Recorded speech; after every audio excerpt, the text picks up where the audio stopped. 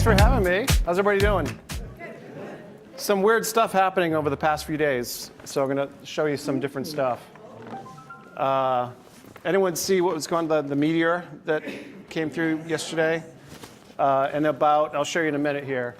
I won't jump ahead, but out of curiosity, how many people have seen Expedition Bigfoot on Discovery? Okay, good amount. And then Paranormal Caught on Camera, you guys seen that? Awesome. So we just finished the latest season, which they're starting to show now, and we're just waiting on the green light for the next season. So we're hoping that's going to come pretty soon. And I have the newest book in the back here. So all the books, the black one, the white one, those are two different Monsterland books. And then Interdimensional just came out in January, so that's $20. So it's discounted for you guys. This idea about aliens and UFOs is starting to ramp up even more. And we have some weird stuff that's happening with it. But one of the big things we've seen over the past year and a half is whistleblowers coming forward. And we'll talk about a few of those. But now we have the Age of Disclosure, which came out a couple months ago and immediately went to the top-selling documentary on Amazon.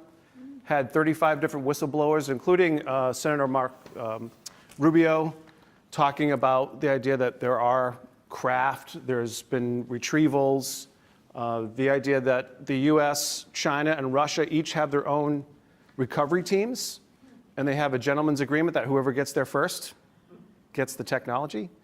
So we're starting to see that start to pick up some speed. Will we find out everything? Probably not. I do believe one of the reasons why we haven't had disclosure yet is certain things had to happen, but the idea is that these craft, these beings, have the ability to manipulate space-time. And so that's why you have missing time scenarios, you have all this different stuff that's happening. And what's wild now is there's a gentleman by the name of Chris Bledsoe who wrote a book called UFO of God. And this was, I think, 1.5 years, 2 years ago when he came out with this book. But he specifically said, when Iran goes to war with Israel and the US, it's going to start happening. That the UFOs will start revealing themselves. We're going to start seeing more Bigfoot kind of stuff. And we're actually starting to see this now. And he's given a date in October of this year that there's going to be some sort of an event. So what we do have around the corner, June 6th, I believe, is Steven Spielberg's new movie is coming out called Disclosure Day. And all will be revealed. So Close Encounters of the Third Kind, which I consider one of the best alien movies ever made. E.T., a lot of people believe that he's been in the know and a vehicle to push this forward. Skinwalker Ranch, in my opinion, on History Channel is a part of the disclosure movement. It's a vehicle for that. So you have this starting to get ramped up even more. So what's really interesting is you had, after Trump announces to release these files, the top general in the Air Force, who's considered to be at the top echelon of the UFO secrets, disappears.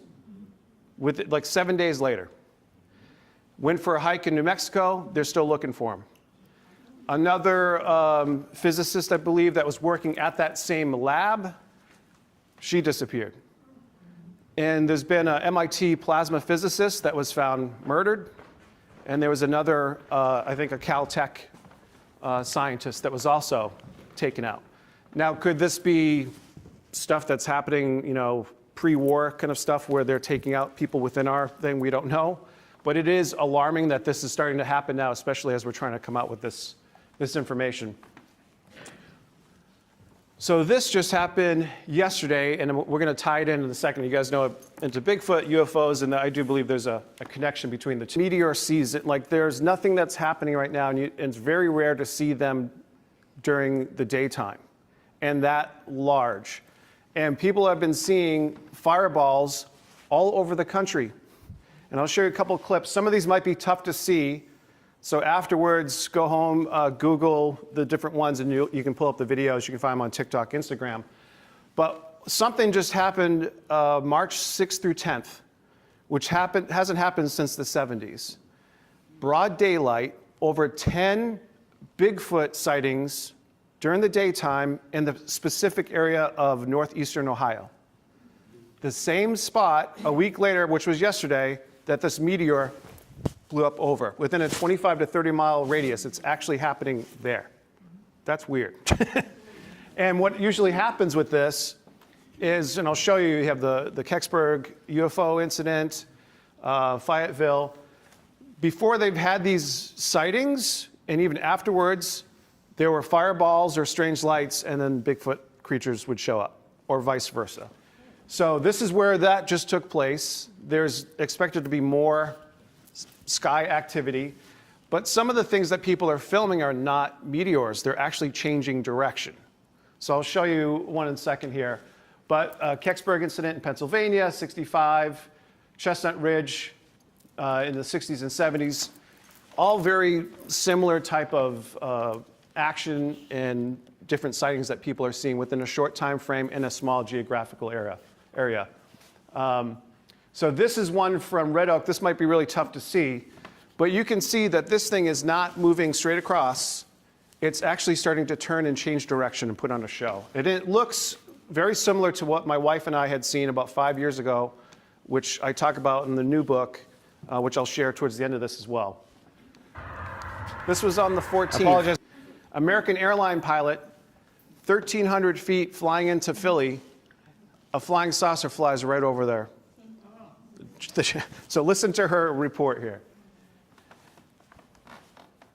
Just went over us at about 1,300 feet. Is it a flying disc? Yeah, I'm not really certain what it was. Roger, I'm not seeing any targets on the scope, but I'll let everyone inbound know. Thanks. Tower American 3013, let's do 7 right. American 3013, Flight Tower 1320 at Niner, right 27 right. Clear to land, use cross previous route, reported a flying disc at 1,300 feet. They said it flew over. Okay, clear to land, and we'll be watching American 3013. American 1837, high speed, kilo spot 6, contact ramps. And you have any more specifics about that disc, just for some reports? I really don't. It was black. It's massive, unfortunately. Do you think it could have been a drone? It didn't look like it. Was it like frisbee sized or? Potentially, frisbee, disc golf, maybe like a balloon. I don't know. It definitely wasn't a balloon that had air in it. Roger. So we're having, sightings by trained commercial pilots. There was one a couple months ago, Rhode Island, Providence, one cylindrical-shaped object. So we're seeing all this stuff starting to ramp up, and this is what Chris Bledsoe said, that they're going to start revealing themselves to more people. More people are going to start filming this stuff. So it's an interesting time. But also what's happening, there's a tipping point right now in humanity with artificial intelligence. So with AI, and there's been a lot of talk about Anthropic declining the Pentagon's request to use them, and then OpenAI did it. A lot of the AI scientists don't know where AI is coming from. And so they're starting to use the term alien intelligence, AI. And we've heard NHI, non-human intelligence. So we're starting, I think, to come to this place. And believe it or not, there's also whispers that Epstein, the files, has something to do with UFOs and UAPs and everything that's happening now as well. Again, nothing to corroborate that, but that's what we're hearing from certain people. But one thing that did happen with the New Jersey drones back in December 2024, for 3 years in a row in December, at Langley Air Force Base, where the CIA is, had drones infiltrating the base, hovering over the base. So this happened during this time period where Google's quantum computing chip called Willow achieved a calculation in 5 minutes that would take a classical computer, zeros and ones, 20 septillion years to calculate, which is longer than the life of our universe. And when this calculation occurred, the scientists believe, again, just like AI, they're not sure how quantum computing works, but they believe now it showed evidence of a multiverse, and that quantum computing is essentially accessing all this information from other dimensions and delivering it to a particular dimension in time. It's like, but this is the stuff that they're talking about now, and they're also talking about AI becoming conscious, right? And we're hearing stuff about, are we living in a simulation? Like video games are looking, it's almost indistinguishable from reality now. So we're in this weird place where I think this is that breaking point. We all have ChatGPT, if we want, at our fingertips, start asking questions, and people are getting information. You can't hide the truth much longer. The other thing that happened, they've measured a beam of light going through 37 dimensions. And just to give you a concept, we live in a 3D world, right? Our shadow is 2D. So 37 dimensions up. Italian scientists for the first time froze light, turned it into a solid. Like, what the heck is going on? And then just different topics and ideas, different philosophers and astrophysicists are coming up with discussions. You know, is there evidence that there's another universe that's pulling? Talk about dark matter, dark energy, which makes up 95% of the universe. We don't know what it is. An atom, 99.9% nothing, right? So this idea that we're living in almost this holographic type universe. And then they also just discovered, too, that the human brain operates on 11 dimensions. So you heard about junk DNA, right? 90%. That has some value. And what we're also seeing happen and turn into is the idea of consciousness playing a part with UFOs and UAPs and remote viewing. And the idea that there's certain people that can call in these UFOs, orbs, craft, other things, asking them to show up, get into a meditative state. It doesn't happen instantly. It might take days, it might take hours, but people are doing it and reproducing this. Avi Loeb from Harvard, there was another interesting, this is about a year ago, a meteor that crashed into the ocean. They tracked it with Department of Defense satellites. He put together an expedition to go and locate where this crashed in the ocean and recover material. And what they found was small millimeter-sized machine BB-like material made of something that's not from this planet, but was clearly machined and made by somebody else. Now, they said that we have potentially upwards to a dozen UFOs that we've recovered. And they used the word crashes lightly, because some of these were gifts that they left them out. So stuff like, there's a great book, The Day After Roswell by Philip Corso. He was in charge of the Foreign Technology Division. And after Roswell, they had all these different things from the crash site that his job was to disseminate these into the different companies like Raytheon and others. And then suddenly we had this boom where we have laser technology, stealth technology, fiber optics, lasers, night vision, and it's reportedly all came from recovered UFO. So you can see that spike happen in our technology suddenly out of nowhere. So this idea that these beings are not necessarily coming from other planetary systems, but they're coming from other dimensions. And it makes sense when you start, people have seen UFOs and you see them appear and disappear right before your eyes. Where the heck did they go? They didn't just shoot off. It's like they came into this space. And same thing with Bigfoot. I talked about that, where a lot of the tribes say they pop in and out. And so this idea of dimensions is becoming more and more discussed. There's a great podcast called American Alchemy, and if you haven't had a chance to check it out, but Jesse Michaels has had, and some of these guys are getting unbelievable interviews with some of these people, these whistleblowers that are coming forward. This was a former president from one of the Russian federations that came out and said that he actually talked to beings, and he said that the game of chess was developed by aliens, and it's a multi-dimensional game. So you're like, all right, but this is Star Trek, like what's happening right now? So if you rewind a little bit and you go back, you can start seeing people were coming forward, like Canadian Paul Hellyer talking about, yes, UFOs are real. We've had agreements with certain beings and all this stuff. Israeli security chief says that aliens exist and humanity's just not ready. So a lot of people believe that we've been spoon-fed throughout this time. And there's been a weird time frame for the past, this 80-year boycott of the truth. And so you're starting to see more people coming forward, deathbed confessionals, sharing some of this information when it comes to this. And David Grush was really, I think, one of the the big proponents of pushing this forward, because he was tasked with going to all the different defense contractors to see if they were working on secret programs. And they would say no, shut the door, and then suddenly some engineer would come around and go, yeah, we're doing stuff. So then he would be talking to people off of that.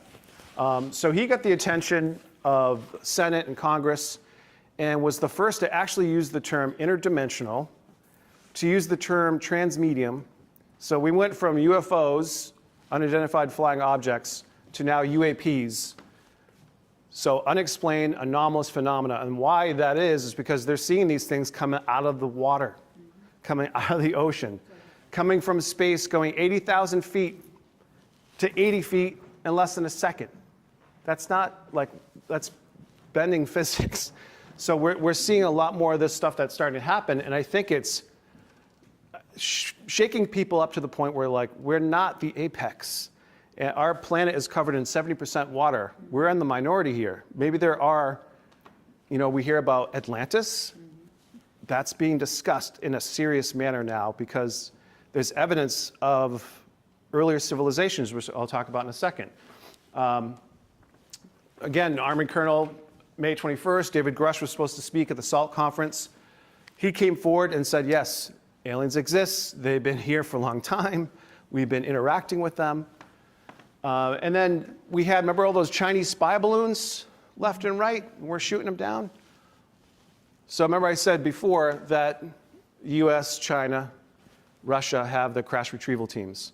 Well, apparently there was a spy balloon in Canada and one of our jets flew into Canada and shot it down. But then we find out that it wasn't a balloon, but a long dirigible object, a UFO. So here we have it again, that we have stuff that's flying around, getting shot down and whisked away somewhere. Has everyone heard of the boogosphere? So this didn't really get picked up mainstream, like percolated here and there. This was in Buga, Colombia.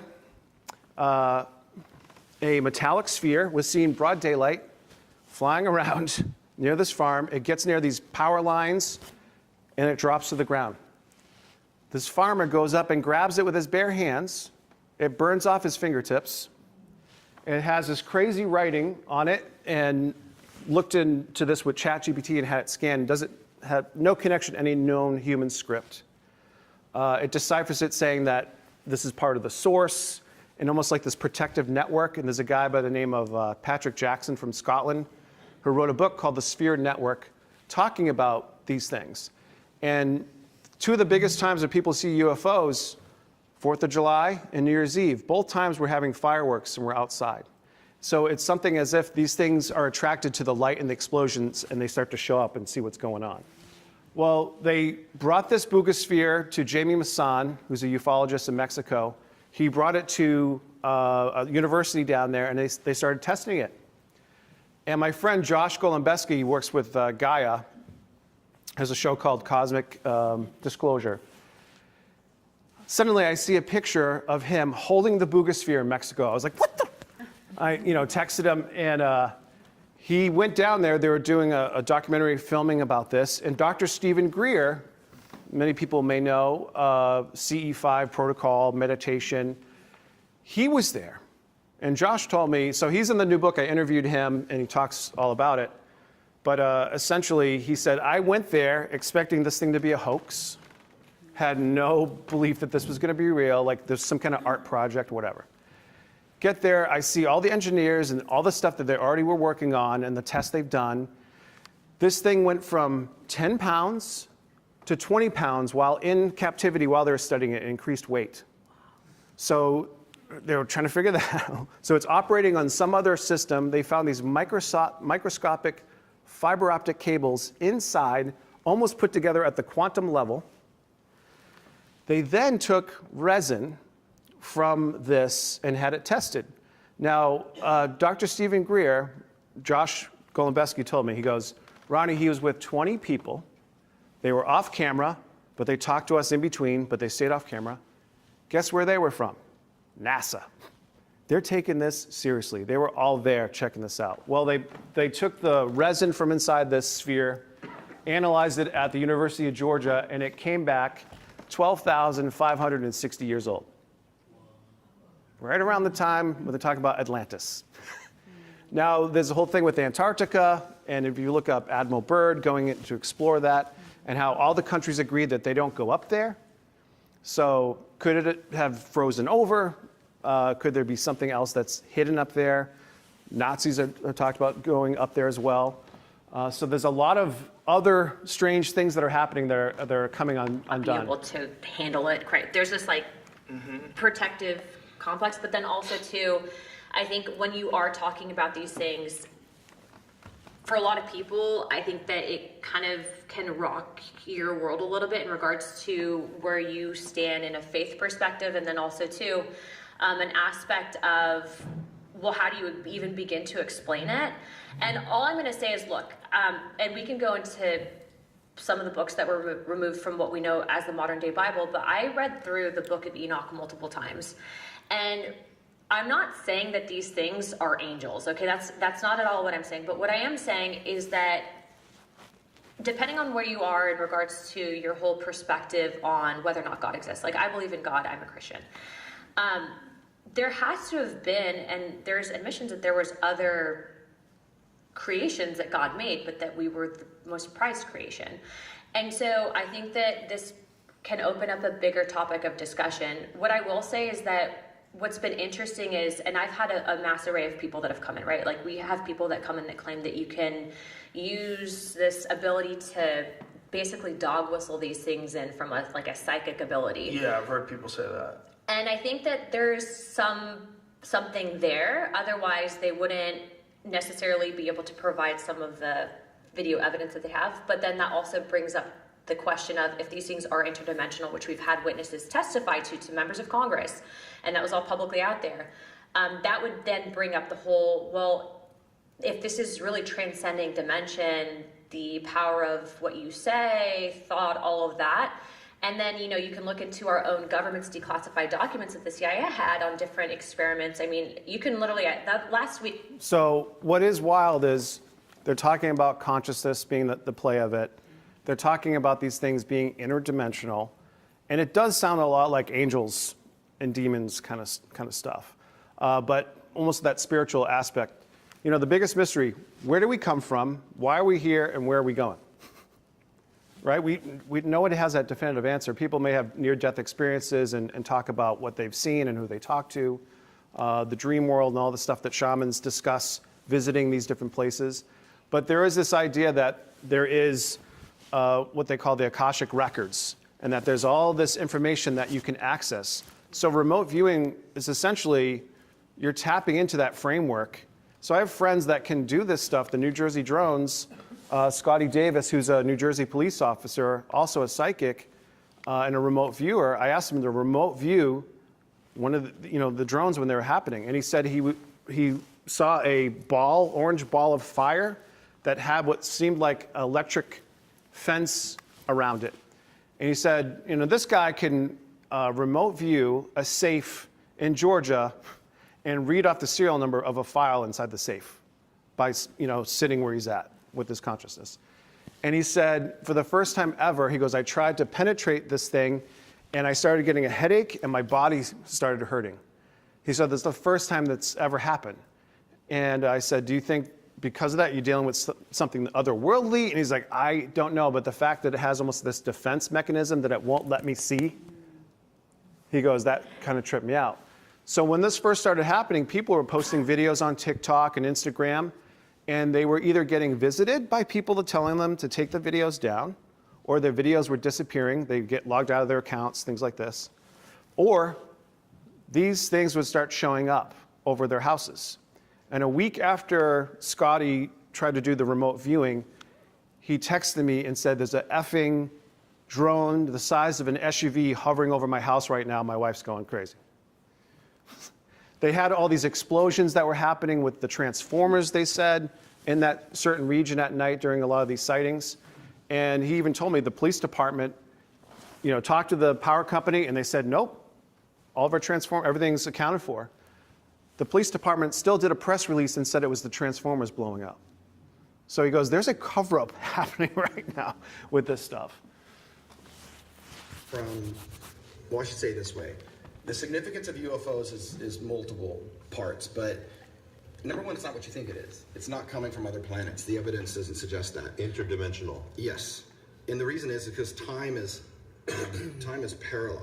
It's not linear. Or it's not like we start here and go forward in time. Time is side by side, which means everything in the past and the future is existing in this moment, but within different frequencies.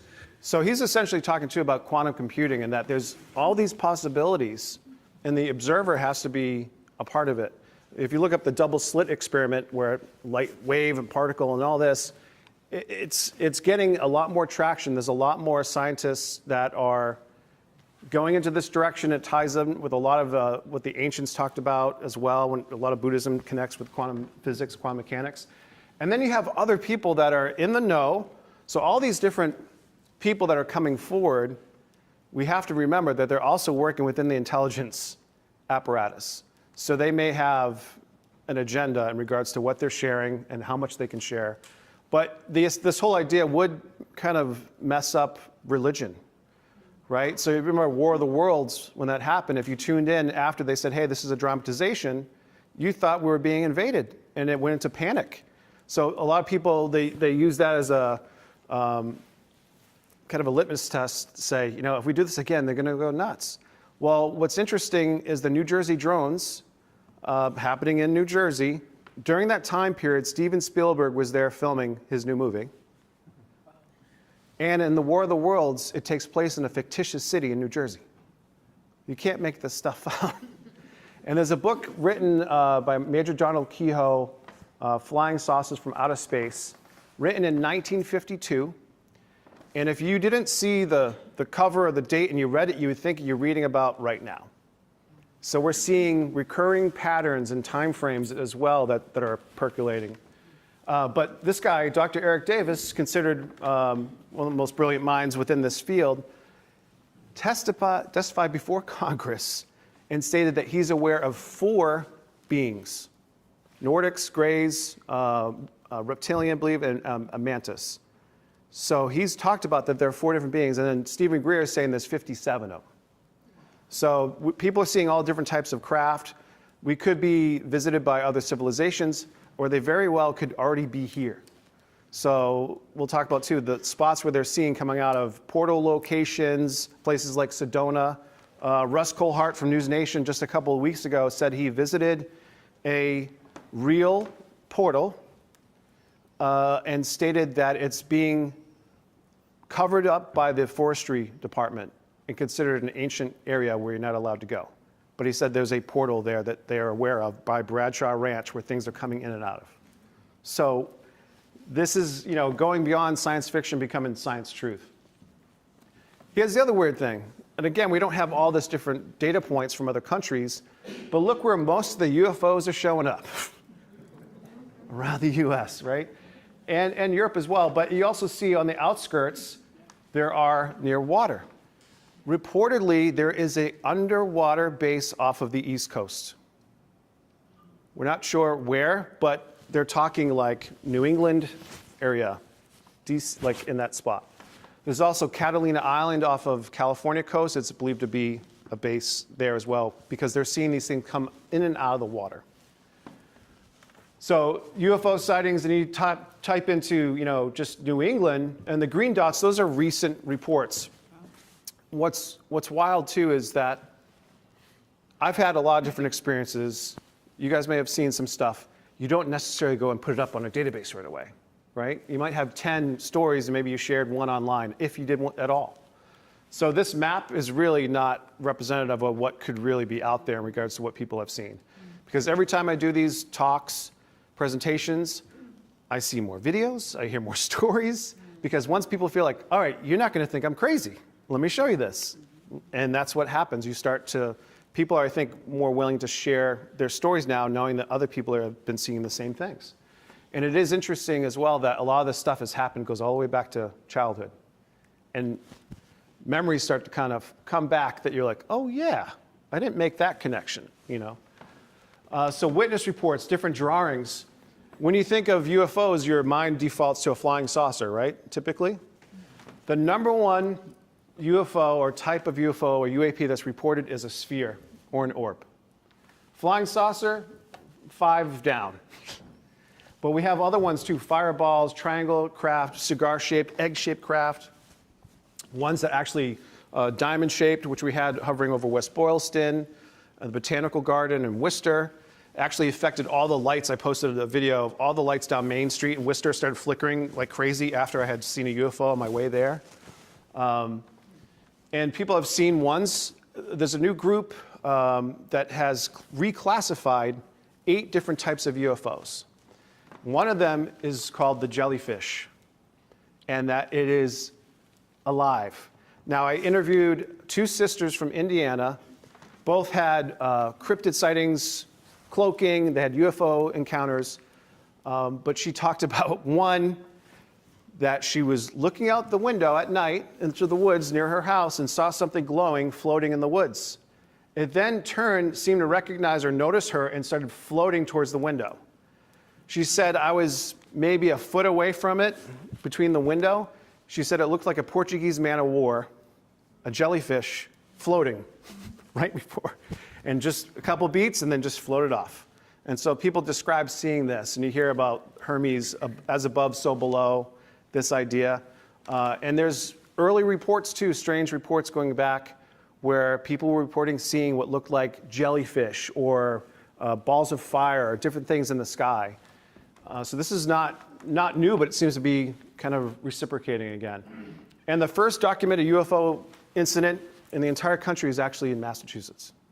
So Governor James Winthrop, this goes back to 1639. He had a friend that was with 3 other individuals. They're Charles River, and they were fishing. They started noticing this ball of light that kept on streaking back and forth across the sky. But then it got real weird where it would come down and turn into the shape of a swine or a pig and start running back and forth and then shoot back up in the sky. So they're watching this for about an hour. And after an hour of watching this, and they realize, all 4 of them, almost instantaneously, like, wait, how the heck did we get here? They were a mile away from where they originally were, and none of them had any recollection how they got there. So could be one of the first cases of missing time, which we see this over and over again with all these specific abduction cases where there's that element that's there. Really quickly, I had a friend, it's in the White Book, could talk about the whole chapter of Paul, and they used to call him the alien when he was growing up. And he was friends with Betty Andreassen's, one of her sons, and she's a famous abductee from Leominster and South Ashburnham. But him and his wife were driving back, I believe, from a wedding, heading to Gardner, and they're going through the back roads, and they came around the corner, and suddenly there's a gigantic rectangular craft, the size of an aircraft carrier, hovering over the hillside. So he pulls the car over to the right side of the road. They're in shock looking at this thing because it's completely silent. They're mystified, how is it hovering in the sky? They're both seeing it. And after a little, like 30, 40 seconds, a bright white flash of light, like instantly blinds them, and they're like, it was gone. The wife looks down at the car clock and says, Paul, we're missing 20 minutes of time. Paul then looks outside the window and goes, babe, we're on the other side of the road. They moved the car. In that split second, missing time, the car was now on the left side of the road, not the right. Basically to let them know, look what we can do. And Paul talked about having these experiences as a kid, his wife as well, and when they got together, it got amplified. They started having more experiences. So there are different places like Bridgewater Triangle, Monsterland, and there's other locations, Fitzwilliam, New Hampshire. There's a lot of weird stuff going on. There's a group of houses together, and they're all seeing the same stuff. And so you have these areas, and they're usually near these different quarries, quartz, granite. Where we live now, I live on Elm Street in Leominster. Doing it to myself, I always joke. But I just found out 3.5, 4 weeks ago, there's a Native American burial ground across the street. I'm like, explains a lot. Shoalin Farms, another area in Leominster. You can go apple picking, another considered sacred area. And we've had a lot of opportunities with the Aurora Borealis to go out and taking photos. So one of my daughters is a bit of a photog. She was taking pictures. And unbeknownst to her, she got a picture of a Tic Tac UFO while she was over there. Didn't see it, but after reviewing that, noticed it in the pictures.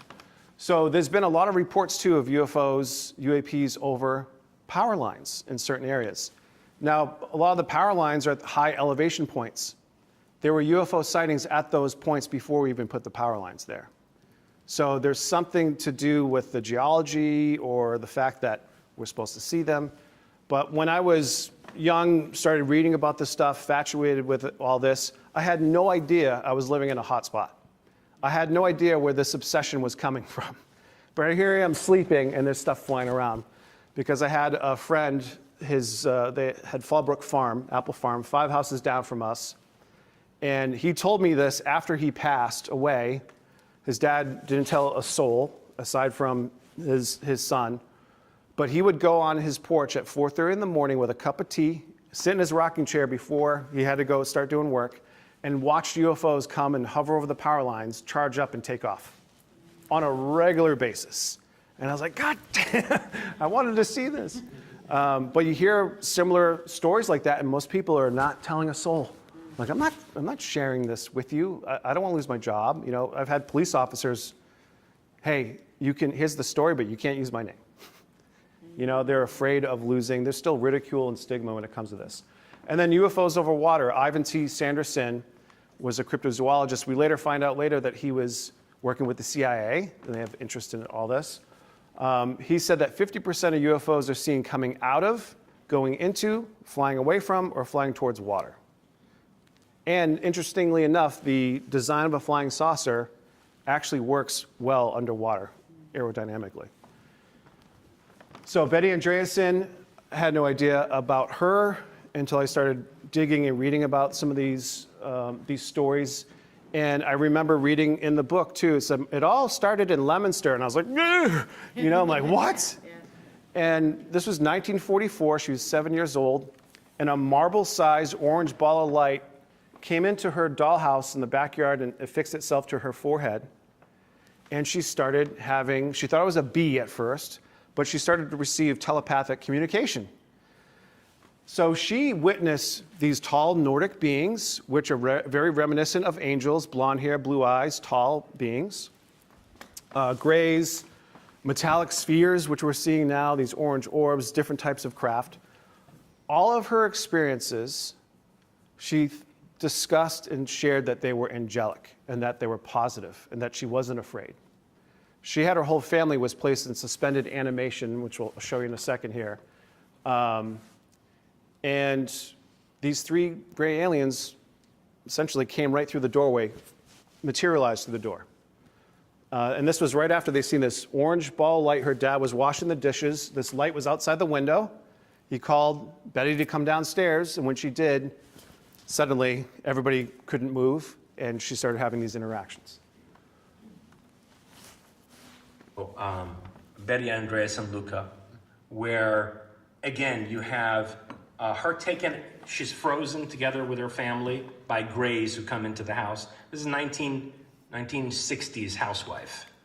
And her and her daughter, Becky, I believe, were both taken. And initially they're handled by the Greys, who freeze the family and abduct them from the home. But then they are brought to a place where they encounter these angelic-looking Nordic beings who proceed to tell Betty that essentially they're the angels and that the little Greys are responsible for writing down all the deeds of humans. They're like a mass surveillance system that keeps a record of everybody's life. And these tall angelic beings told her that they brought Christ into the world, and don't worry, they're going to bring him back again soon. And while she was with them, and by the way, she didn't say they took her into space. They seemed to have taken her somewhere underground or underwater. And while she was there, she noticed this doorway or large mirror or something that led toward this light. And some of these little gray entities went into the light, and they told her, you can't go in there. That's the one, that's the source. And that sent Jesus into the world and will again soon, right? So pretty wild, and you start going through some of these older cases, and they're talking about some of this different stuff. Now, Betty, after they would have sightings at their house. She disappeared during a party one time for 2 hours. They couldn't find her, and then she reappeared. I interviewed another family where the son vanished and came back like 2 hours later. He was back in the room like he had no idea that he left. But whenever she would have a sighting or a craft would be over their house, suddenly, moments later, black unmarked helicopters were flying around the property, like somebody was monitoring her. Now, I've had two different people tell me that Fort Devens, which is 5 minutes away from Monsterland, and in the vicinity where Betty was living, is that the CIA and the NSA were there. And that there was reportedly a recovered UFO with bodies that they were holding at the base. So that explains potentially why we're having a lot of different activity around these military bases with UFOs. It's not necessarily nuclear. It's probably because we have their craft and their friends and they're hovering over like we know what's going on. But what's wild too is her kids were getting made fun of in school, I believe National Enquirer, and so people were hearing about her. And so she moved several times, Fitchburg and then South Ashburnham. And she moved to South Ashburnham. The lady next door, little old lady living by herself in her 90s, started calling the police department saying, "There's flying saucers coming out of the reservoir." And they're like, "Yeah, she's going crazy." No, Betty moved next door. The activity was following her. And we find it also is hereditary, that there is a genetic connection to your lineage of them seeing stuff too, and it gets passed down. My first experience with these orange orbs was, interestingly enough, a lot of people talk about when they have a Bigfoot encounter or they have these different things, suddenly all this weird stuff starts happening, paranormal, UFO stuff. And that's what happened. Casted a print in Leominster State Forest, goes on Finding Bigfoot, led to the book being written. And a couple weeks before that episode was to come out, season 2, episode 2, I think it was, called Big Roadie. I'm coming home and there's these two orange balls of fire, one following each other. I look out the window and they're low enough that I can see them, and I roll down my window like, what am I looking at? And they were completely silent. They fly over my car. And when they did, I had this instant download that these things were intelligent, that there was something special or connected with these things, that these weren't flares, right? They intelligently controlled, fly over me, start heading towards Lunenburg. And I'm about 5 minutes from my house. And synchronicity will play into a lot of this stuff. If you're in the present moment and you're paying attention, you're going to get signs. People are going to come into your life or what have you. Things will happen. You have to pay attention. And so I get home. I tell my wife what I saw. I think she rolled her eyes, right? And I jump on my computer, and I was starting to do like some digging. And then I went on Facebook, and I noticed my friend Ryan Malahi was online, little green dot.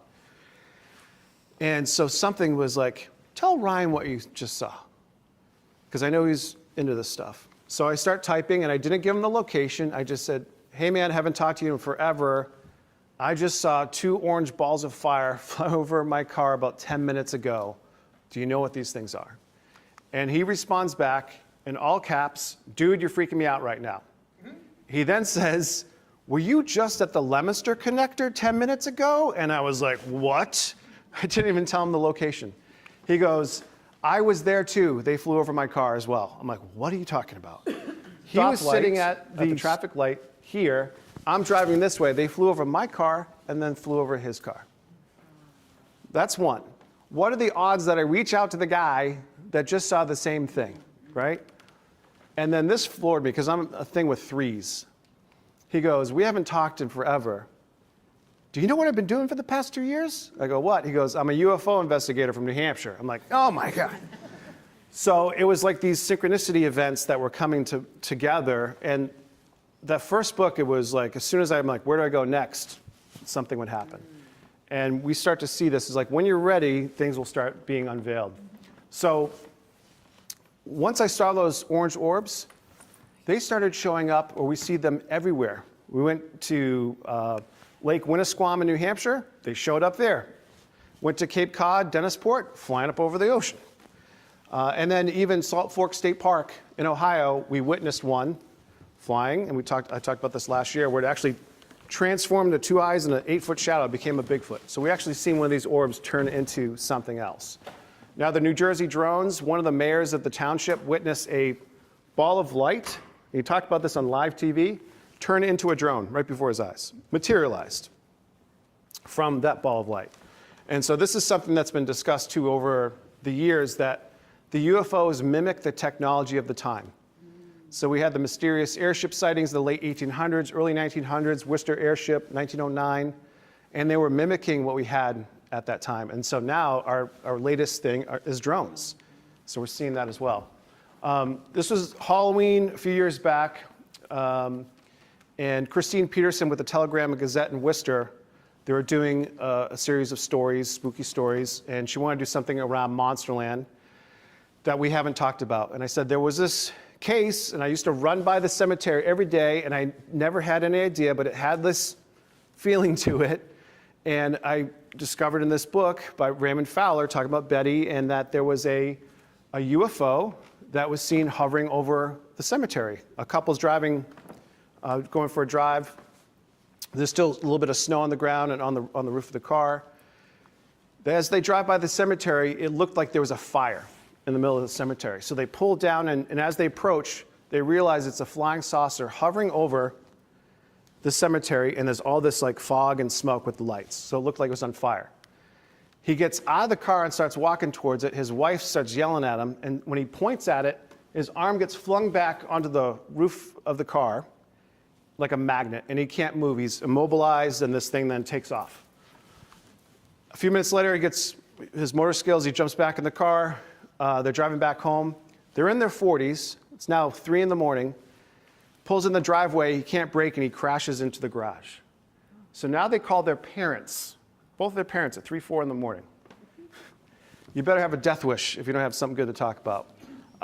But so they explain what happened, and her mom convinced her to call the police.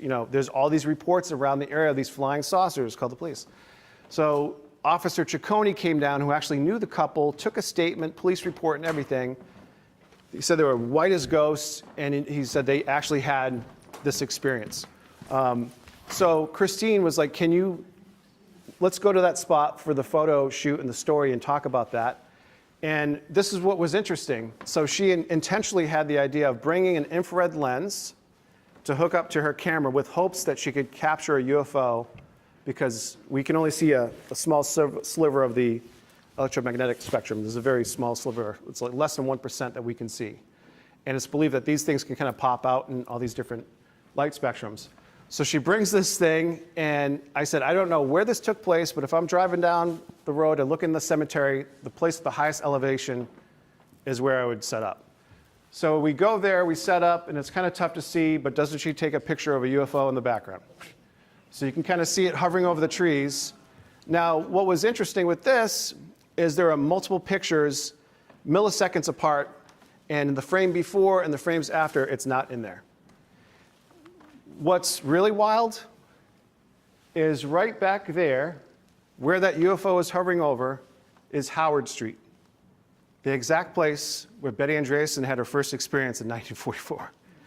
So she was living there, and we have this thing showing up again in that same spot. Where the Betty and Barney Hill incident took place in Lincoln, New Hampshire, by the old Man in the Mountain.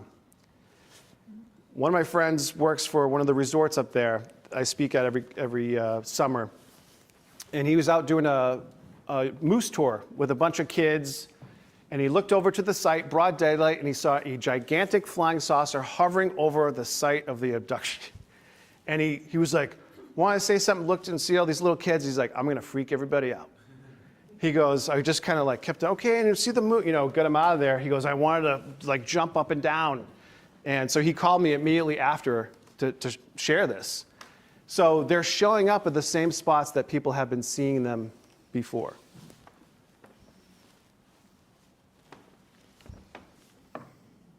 A newly released video tonight. Take a look at this. While at the Air Force, while on base, he witnessed a white ball of light hovering over the tarmac. He's having a cigarette watching this thing. It notices him and then comes over, hovers over him, And he said it instantly turned into a triangle UFO. He said, and he used the term, it manifested. It just appeared. And suddenly there was this orange plasma-like material that surrounded the entire craft that seemed to have some sort of propulsion to it. There's a gentleman by the name of Dr. Salvatore Pai. You can look him up, P-A-I-S. He has a bunch of patents with the US Navy and the Department of Defense that are known as the UFO patents. And he was recently on a podcast about 8 months or so ago and said this. He goes, what if, we now know that plasma is the fourth, thing of matter. He said, what if we just discovered that there's actually conscious plasma-like beings living alongside us all this time and we're just figuring it out now? So this is, again, getting into, read the Bible, look through it, the burning bush, Saul with the Star of Bethlehem, all these things fall into that narrative. Now, what was interesting with this video, tough to see the UFO, right? The orb that they're showing, completely overexposed. They said the missile just bounced off, nothing happened. They have, high definition, full color footage. They're giving us this crap for a reason. Somebody took this video and cleaned it up, and watch what you see now. Different format, and we're going to zoom in a little bit closer, take a couple of looks at the Hellfire making impact. It does indeed impact what appears to be the back half of this unknown object flying off the coast of Yemen. Right there it makes impact. You can see it knocks it off course, and as you're going to see, somehow or another, right there following the impact, these three objects appear in the sky following the primary you didn't see them in the other right video. there. So the primary target turned into not only one, but 4 targets now. There's 1, 2, 3, now 4. It survived the strike. And the gentleman that testified before Congress said, nothing that we have should have survived that strike. And it turned into 4, 3 smaller ones, and then the main primary one continued on. This one here turned out pretty good. You can see that these things are the same shape and same size. Look at that. And this one here started to glow for whatever reason, almost as if it had some sort of an energy field around it. Maybe it was some sort of a propulsion system. This one here started glowing, and then that one there started glowing. The smaller things you see are reflections off the top of the water. So just like a cell splitting off and becoming a smaller cell, it still has all the information, everything there. They just became smaller versions of the bigger one. 1952, we had for 2 days UFOs flying over the White House. And what they looked like were this, plasma-like lights. This was over Salem, Massachusetts, official Coast Guard photograph. But this is what people were seeing with the Worcester airship sighting. Some people were seeing a bright white light, and others saw a long, dirigible, cylindrical-shaped object. So my experience, my wife, again, synchronicity, consciousness, the universe seems to have some sort of an Alexa. Like if you're like, man, wouldn't it be great to see a UFO right now? Or Bigfoot, and then something happens. So my wife and I are in the garage of our old house. We're 2 weeks away from moving to the new house. So this is about 5 years ago. And we had the garage door open. My chair was to the back of that, and she's having a cigarette facing this way. And I said, I'm so excited to move to the new house. We're going to be right near Leominster State Forest, close to the Monsterland. We're going to see some crazy shit. And we start talking about mundane, like what we're bringing, what we're not. A couple minutes later, she's wearing shorts, something touches her leg. And she just stopped mid-sentence. She goes, Ronnie, something just touched my leg. And I just thought it was like a moth or a Japanese beetle or bug that had come through. And she's like, no, it felt like a hand just put pressure on my leg like this. I said, okay, that's weird. Talking a little bit longer. It happens again.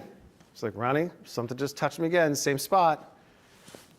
Then the third time, and she shot up straight out of her seat and said, okay, I'm officially freaked out. She goes, I'm getting, this was her exact words, I'm getting weird fairy vibes. I just felt like feathers grazing along my leg. And I was like, you know what? I think someone's trying to get your attention, our attention. Let's go outside. So we got up, we walked out of the garage, walked a few steps, and we turned facing the house. And just like clockwork, boom, here comes what looked like this, from the earlier video from the Red Oak in Dallas. It looked like a fiery phoenix or a dragon flying in the sky the size of a school bus, longer than this room, and it was chasing after a green one, and they looked like dolphins swimming under the ocean, completely silent. We were dropping F-bombs, watching this, like, blown away, and I remember saying, are we on the set of a science fiction film? Like, what is happening? And so we see this, and as soon as they went out of a frame, like they went beyond the trees, we're just completely in shock, but I got that feeling, stick around, there's more coming. And so we're scanning the skies, looking around, and I see this green, beach ball sized ball of light, this orb, heading in the direction of those two Thunderbirds. And it's a little bit closer now that we can actually see inside of it. And in the book of Ezekiel, it says a wheel within the wheel. And I saw something spinning inside of this thing like a gyroscope. And as it comes by us, it seemed to be aware of us because it flared up, bright green, and then continued on. And then a few minutes later, here comes what looked like movements of a bird, a smaller version of those first two Thunderbirds, coming, white and blue, flying across. And so all this happened, boom, one thing after another, three things happening, and I was like, oh, this is going to be wild. And so it was one of the craziest things that either of us have ever seen. And if you're listening, we'd like to see it again. So yeah, a lot of the drone stuff that's been happening, we noticed a couple months ago in Europe, they were shutting down the base in Norway and all these different places we're seeing drones.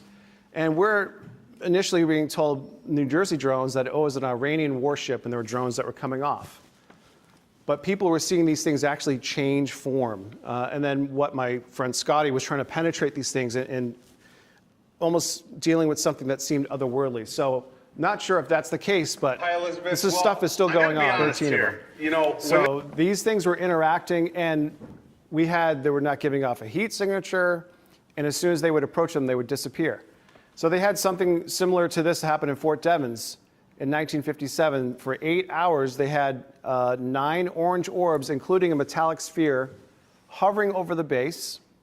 Now, this is the same base that reportedly there was UFO being held. As soon as they sent jets or helicopters up there to intercept, these things would disappear or fly off, and as soon as they landed, they would come back and hover over the base. And they also had a Bigfoot sighting on that base in the 90s.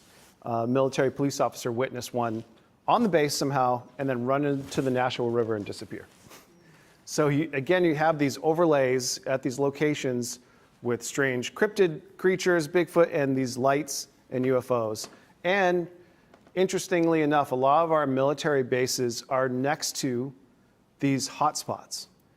So the stuff was happening before the bases. And it was almost as if they put the bases there because of this action. So a lot of the Native American tribes were like, yeah, we don't hunt over there. We don't go here. And so that's why a lot of places like Devil's This or Hell's That are named that way, because they're seeing stuff coming in and out of those locations. So this was that was going on in Europe, prior to, and we're starting to see more. What's intriguing too is throughout history, these UFOs, these balls of light, they show up during theaters of war. So these orange orbs are also known as the Foo Fighters from World War I and World War II. So the German pilots were seeing these balls of fire flying alongside their jets, and they thought it was the US's technology. The US pilots were seeing the same thing, and they thought it was the Germans. So somebody was watching us when we're in the midst of all this stuff. Copenhagen had different sightings. This was one that was flying around the base, airport. And then the UK, there was a commercial pilot that actually took a photograph of a sphere that was hovering over the tarmac and then shot up straight in the sky. So El Paso, Texas, too, about a month or so ago, they shut down that whole area for 10 days. And we're hearing cartels bringing drones, but they were seeing very similar type of activity. So I expect this to continue and peak even more. This is Norway. Objektet sett I natt. Politiet sier det ikke 100% sikkert at det var en drone. Men hvis det var en drone, så velte liten tue stort So glass. some are seeing these drones, and some are seeing these balls of light, different colors. Operators, special ops guys, were encountering these things. And I was in Tennessee for a Bigfoot conference, did a presentation, and then this guy comes up to me afterwards and was like, hands on the table, and go, I figured it out. I'm like, what are you talking about? And he said, I used to be special ops, Afghanistan. He goes, and now I'm a mid-level executive with the DOD.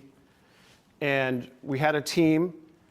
We were going in, classified mission, and we were being followed by this orb, this ball of light that was following us. We got to this village. There was supposed to be nobody in there.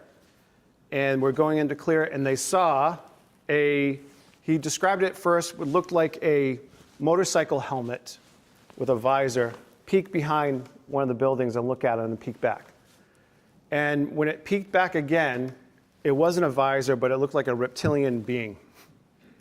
And they said we lit up that building. He goes, we even called it an airstrike.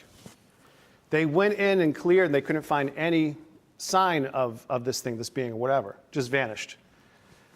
They're talking to another Special Forces team about a week later, and they're talking about, yeah, we had this weird light that was following us, and then when we got to the spot, we saw this reptilian being. So they're all seeing the same stuff, and it seemed to be aware of our teams when they were encountering these things. And his, eureka moment was like they're interdimensional. That's why that thing just vanished and disappeared. Like it showed up, he goes, we should have seen elements of this heat signature, it just vanished. And so you're hearing that more and more, and as crazy as it sounds, that's what's happening. The program continued. What Lou Elizondo revealed in his book, one, that he can remote view, but David Grush, the initial whistleblower, he can remote view. And guess what? They both work together at Space Force. So there is, Trump started Space Force, I think, with what's happening now. And now this might be difficult to see, but this was right around the drones as well. And another synchronicity type thing.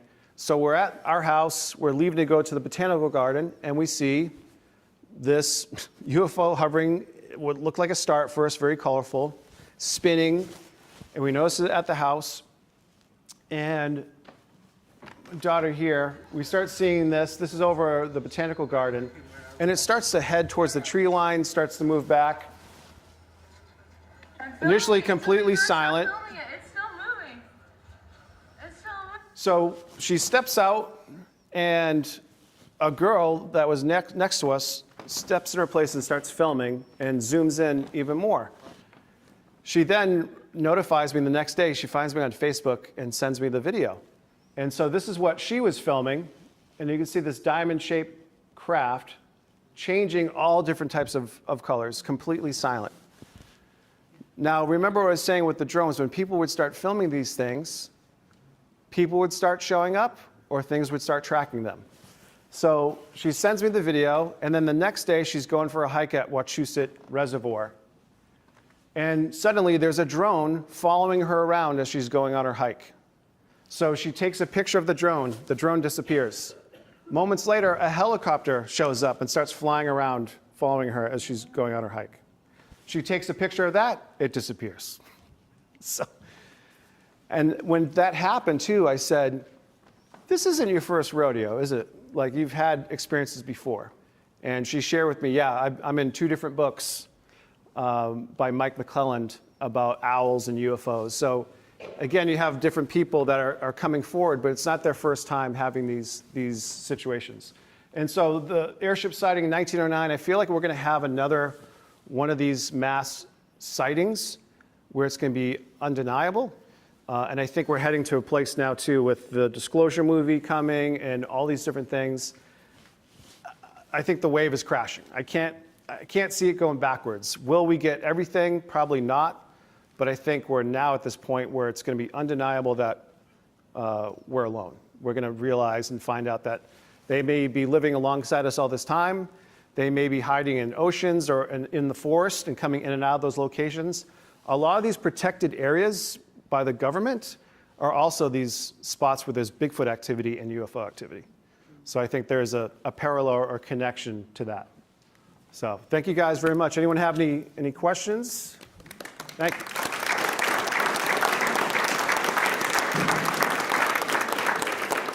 One, have fun sleeping tonight. Have you ever read or heard of, it was a book series, a short story turned into a TV series called The Children of Men? No. So the whole premise starts off with like humanity's dying off and the world's ending, and then it flashes back to the present day where there's something in space that's reaching out and contacting us, and we make contact and we don't see them until they're like, okay, we're comfortable with you, we've approached a few people, and now we're going to reveal ourselves, but just be wary, our image is not the most friendly. And when they finally reveal themselves, they're 8, 9, 10 feet tall, all red, devil's feet and horns. Yeah. And they literally look like the devil. And they're like, we've come to your planet before and you weren't ready, so we've come back and we're here to save you. We're going to give you long life and everything and make everything better. But in reality, they take our children, make us impotent, and take off with our kids and be humanity to die off. Well, it's interesting that you say that, because the Virginia case in Brazil, my buddy James Fox is the director of the documentary, and apparently there was a crash, and there was a being that had red eyes and had horns, and one of the neurosurgeons, they actually came to D.C. with the whole team. The CIA denied 7 visas of a lot of these people to come. But this being, the neurosurgeon was fixing a gash on its head, and it started to communicate with the neurosurgeon telepathically and saying, like, the humans are stupid, you know, you're ruining the earth, your spirit, blah, blah. And then moments later, the US military came in and grabbed the being and took off. And so that was one of these cases that a lot of people had speculated was fabricated, but now we have before Congress. So we're starting to see some of these older cases being the light is being shed more on those. But there's a lot of parallels to these different stories, and even like the alien in Close Encounters, the gray-looking alien, looks exactly like the Nazca, Peru mummies. They put a side-by-side picture. It was almost like, hey, this is what it looks like. Put this in the film. And then you see at the end of that film, they're going into the craft, and that there was reportedly some sort of an exchange program. They left some here, we went, and so 2026 is already going to be wild to see what's happening. But yeah, I got to check that out. Yeah. Anybody else? Question? You said the Indians said they don't go in certain areas to go hunting because they knew stuff was going on. Yeah. Do you think, are these things evil, bad, or are they good? Should we stop I think it's almost like humans, right? Where you have good people, you have bad people. I think it's a mix of that. They would say not to like sleep under the stars, worried about being taken. David Paulides has a series of books called Missing 411 about locations throughout state parks, national parks where people are vanishing. These are also Bigfoot locations and UFO sightings, so I think there is parallels to that. It's also been reported that Bigfoot type creatures are in these areas where there's portals to protect people from going into them. So in Vermont, the Algonquin tribe, Glastonbury Mountain, they said there's a huge boulder that if you stepped on the boulder, you disappear. You're like, let me know where that is, so I'm not vanishing. But you hear about these folklore and the legends, and now we're starting to see the wow, there's something to it. Anybody else? Yeah. Yeah, I was, that when you talk about a plasma-like orb and it changed into a triangle-type craft. Yeah. Yeah, what do you think that is? Do you think plasma, we don't really understand what it is? You know, it's wild too. They're doing experiments with plasma in space, and that it actually started to form into a DNA kind of form and floating. So there might be something with that, but we're hearing about them kind of going from this and becoming matter, becoming form, and then going back. So it's hard for me to even wrap my head around it. There was another one you said it turned into a drone. It was like a ball of light. Yeah, that was one of the mayors in New Jersey that was on TV and said that he witnessed with his own eyes a white ball of light turn into a drone. Completely silent. So he saw it kind of shape shift between those two forms. Back in like 2009 or so, there was a woman in western Pennsylvania, Westmoreland County. Mm-hmm. Her name was Allison Cruz, and it was called UFO's PA. And she would see these orbs like shoot down into the woods. And she said there's mines under there, or old mines, but they're abandoned. Mm-hmm. And there's an old airport over there, but it doesn't, it's out of it's out of commission now. And these orbs, she called them mini suns. They'd sit in the woods, and then they power up, and then they start rising above the trees and fly off. And then she would start to see different lights, and a blinking red light, a blinking green light, and then she would start to hear a slight motor, like it's trying to mimic a little prop plane. Yeah, and yeah. It flew off. And They were talking about that in New Jersey as well, that there were some people were seeing completely silent, and then there were ones that they said it was as if it was trying to mimic a plane or a drone sound. to fit in, to not Yeah, stick out. yeah. Right. So that, yeah, that's wild. I had an experience. Yeah, sorry. Two quick questions. Do you think that Roanoke could have been anything like the settlers disappearing from this up and gone, disappearing? You have these weird cases, right, where a whole village vanishes and different things. So, yeah, you don't. To me, now anything's possible. It's, And one other thing. Do you think that my theory, what I've seen is that I think that the orbs, the shapes, is a visual trick of the mind on our part, and what we're seeing is actually a. Seen Dr. Who? yeah, yeah. Our version, the real life version of like a card is essentially a trapped dimension reality warped around, so we don't see inside directly. We're seeing only through a pinhole. Right. when we see inside. It's almost like a shadow Yeah, of so that. it holds something so much greater inside of it, and that's why these things shape shift. They're just opening up and releasing something to be back in. Right. I think that there's some, like I said, interdimensional part of it. I think it's more human intervention in the future or another dimension of humanity. Yeah, Spielberg believes that these UFOs are time travelers. I just want to say something. Yes. And I saw that steer. Guy. Hi, this is Lynn Blair from the Southwick Public Library. We were excited to welcome Ronny LeBlanc back here on March 18th to a crowd of just about 60 people, and we want to thank the Friends of the Library for funding this program.